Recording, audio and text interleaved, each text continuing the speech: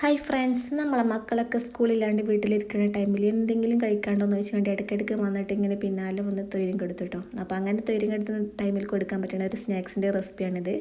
അപ്പോൾ അത് ഉണ്ടാക്കിയെടുക്കാൻ വേണ്ടിയിട്ട് ഞാനിതാ കുറച്ച് കടലമാവ് എടുത്തിട്ടുണ്ട്. ഇതിലേക്ക് ഒരു 1/4 കപ്പോളം അരിപ്പൊടിയും കൂടെ ചേർത്ത് കൊടുക്കുകയാണ് കേട്ടോ. കടലമാവ് അരിപ്പൊടിനെക്കാട്ടിലും കൂടുതൽ എടുത്തിട്ടുണ്ട്.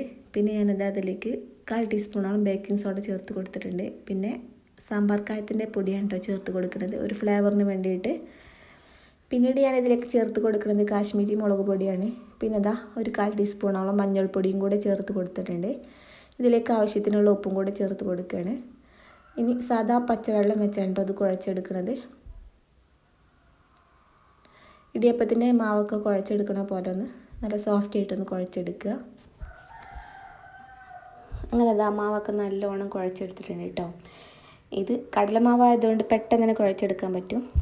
നമ്മൾ അധികം ടൈറ്റ് ഇല്ലാത്ത വേഗം കുഴച്ചെടുക്കാൻ പറ്റുന്ന ഒരു മാവ് തന്നെ കേട്ടോ. പിന്നെ ഇത് ഉണ്ടാക്കിയെടുക്കാൻ വേണ്ടിയിട്ട് ഞാൻ ഇതുപോലൊരു സംഭവം കയ്യിലുണ്ടായിരുന്നു, അതാണ് എടുക്കുന്നത്. ഇത് ഗൾഫിൽ നിന്ന് കൊണ്ടുവന്നതായിരുന്നു. അപ്പോൾ ഇത് കൊണ്ടുവന്നിട്ട് അങ്ങനെ ഇരിക്കുകയായിരുന്നു. ആകെ ഒരു പ്രാവശ്യം എന്തോ ഉണ്ടാക്കിയിട്ടുള്ളൂ, ഇതുപോലെ എന്തോ ഒരു ബേക്കറി ഉണ്ടാക്കിയിട്ടുള്ളൂ. പിന്നെ ഒന്നും ഉണ്ടാക്കിയെടുത്തിട്ടുണ്ടായിരുന്നില്ല. ഇതുകൊണ്ട് കേക്കിന് ഡിസൈൻ ചെയ്യാനൊക്കെ പറ്റും കേട്ടോ. പക്ഷെ അതിനൊക്കെ ചെയ്യണേക്കാട്ടുള്ള സുഖം ഇതുപോലെ എന്തെങ്കിലുമൊക്കെ ഉണ്ടാക്കുകയാണ്. അപ്പം ഞാനിതിൻ്റെ ഇത്ര ഒരു വലിയൊരു ഹോളുള്ളൊരു നോസിലെടുത്തിട്ട് ഉണ്ടാക്കിയെടുക്കേണ്ടത്. ഇതിന് 0 നോസിൽ നിന്ന് എന്തോ ആണ് പറയൽ, നമ്മൾ ഒക്കെ മറന്നു കേട്ടോ. എങ്ങനെയായാലും ആ ഒരു നോസിൽ ഞാനിതിന് കണക്ട് ചെയ്ത് കൊടുത്തിട്ടുണ്ട്. അതുമല്ല ഉണ്ടാക്കാമല്ലോ വിചാരിച്ചിട്ട്. പിന്നെ ഇങ്ങനെ ഉണ്ടാക്കിയെടുക്കാൻ ഇടിയപ്പത്തിൻ്റെ അച്ചിലാണ് കേട്ടോ നല്ലത്.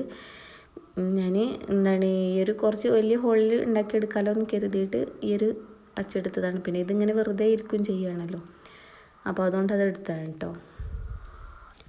ഞാനിതാ ആച്ചൊക്കെ കഴുകിയിട്ട് അതിലേക്ക് മാവൊക്കെ നിറച്ച് കൊടുക്കുക കേട്ടോ. മാവൊക്കെ ഒരുപാട് കൊള്ളൂ.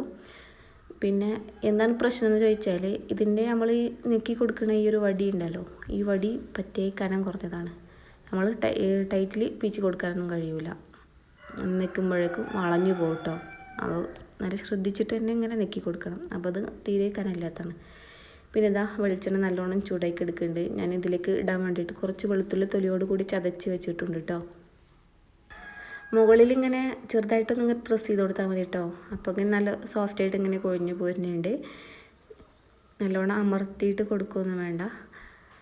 ഞാൻ ഫസ്റ്റ് ട്രിപ്പിൽ കുറച്ചേ മാവ് വീഴ്ത്തിയിട്ടുള്ളൂ കേട്ടോ. ഒരുപാട് നേരം ഇങ്ങനെ വീഴ്ത്താൻ നിൽക്കുമ്പോഴേക്ക് ഫസ്റ്റത്തെ പെട്ടെന്ന് തന്നെ കരിഞ്ഞു പോവുകയാണ്. നല്ലോണം വെളിച്ചെണ്ണ ചൂടായതിന് ശേഷമാണ് നമ്മളിതിലേക്ക് ഇട്ട് കൊടുക്കാൻ വേണ്ടിയിട്ട് നിന്നിട്ടുള്ളത്. അപ്പോൾ നല്ല ചൂടായിരിക്കുന്ന ടൈം ആയതുകൊണ്ട് ആദ്യം വീഴ്ത്തുന്നതൊക്കെ പെട്ടെന്ന് തന്നെ കരിഞ്ഞു പോകണ മാതിരി തോന്നിയേക്ക് ഞാൻ കുറച്ച് വീഴ്ത്തി കൊടുത്തിട്ടുണ്ടായിരുന്നുള്ളൂ. പിന്നെ അതിൻ്റെ ഇടയിൽ വെളുത്തുള്ളിയും കറിവേപ്പിലൊക്കെ ചേർത്ത് കൊടുത്തിട്ടുണ്ട് കേട്ടോ. ഓരോ ട്രിപ്പിലും അതുപോലെ അങ്ങനെ ചെയ്ത് കൊടുത്താൽ നമ്മുടെ ഈ ഒരു കടിക്ക് നല്ലൊരു ഫ്ലേവറും നല്ലൊരു സ്മെല്ലൊക്കെ ഉണ്ടാവും. അപ്പോൾ അങ്ങനെ ഇട്ട് കൊടുക്കുന്നുണ്ട്.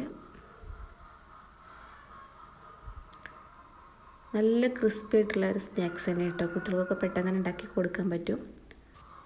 അപ്പോൾ കടലമാവൊക്കെ വീട്ടിൽ വെറുതെ ഇരിക്കുന്നുണ്ടെങ്കിൽ ഒന്ന് ഉണ്ടാക്കി കൊടുത്ത് നോക്കുന്നുണ്ടോ. ഇനിയിപ്പോൾ കടലമാവ് ഒറ്റക്ക് വെച്ചിട്ട് ഉണ്ടാക്കി കൊടുക്കുക, അരിപ്പൊടി ചേർക്കാണ്ട്. ഇനിയിപ്പോൾ കടലമാവ് ഇല്ലെങ്കിൽ അരിപ്പൊടി വെച്ചും ഉണ്ടാക്കി കൊടുക്കുക കേട്ടോ.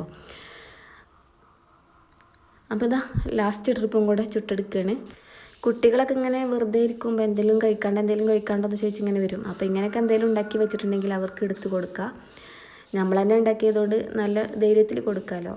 കടയിൽ നിന്ന് മേടിക്കണതൊക്കെ ആകുമ്പോഴാണല്ലോ നമുക്ക് കൂടുതൽ കഴിക്കുമ്പോൾ എന്തെങ്കിലും വയറിന് പ്രശ്നം പറ്റുമോ എന്നുള്ള പേടിയൊക്കെ ഉണ്ടാവുക. ഇതിപ്പോൾ നമ്മൾ തന്നെ വീട്ടിലുണ്ടാക്കുന്നതുകൊണ്ട് അങ്ങനത്തെ പേടിയൊന്നും ഇല്ലാണ്ട് തന്നെ മക്കൾക്ക് കൊടുക്കുക കേട്ടോ. എങ്ങനെയായാലും എണ്ണയിൽ വറുത്തതായതുകൊണ്ട് കൂടുതലായിട്ട് കൊടുക്കാനൊന്നും പറ്റില്ല. അങ്ങനെ ഞാനെന്താ പ്ലേറ്റിൽ നിന്നൊക്കെ ഒരു ഡവറയിലേക്ക് മാറ്റി കൊടുത്തിട്ടുണ്ട്. എന്നിട്ട് അതിൻ്റെ മുകളിലേക്ക് ഞാൻ കുറച്ച് കായംപൊടിയും ഉപ്പും കൂടെ ചേർത്ത് കൊടുക്കുന്നുണ്ട് കേട്ടോ. ലാസ്റ്റ് ഇങ്ങനെ കായംപൊടി ഉപ്പൊക്കെ ചേർത്ത് കൊടുത്തിട്ട് കൈ വെച്ചിട്ട് നല്ലോണം പൊടിച്ചെടുത്താൽ നല്ലൊരു ഫ്ലേവർ കിട്ടും കേട്ടോ. നല്ല ടേസ്റ്റാണ്. അപ്പോൾ മിച്ചർ ഉണ്ടാക്കുന്ന ടൈമിലൊക്കെ ഇങ്ങനെ ചേർത്ത് കൊടുത്താൽ നല്ല ടേസ്റ്റാണ് കേട്ടോ.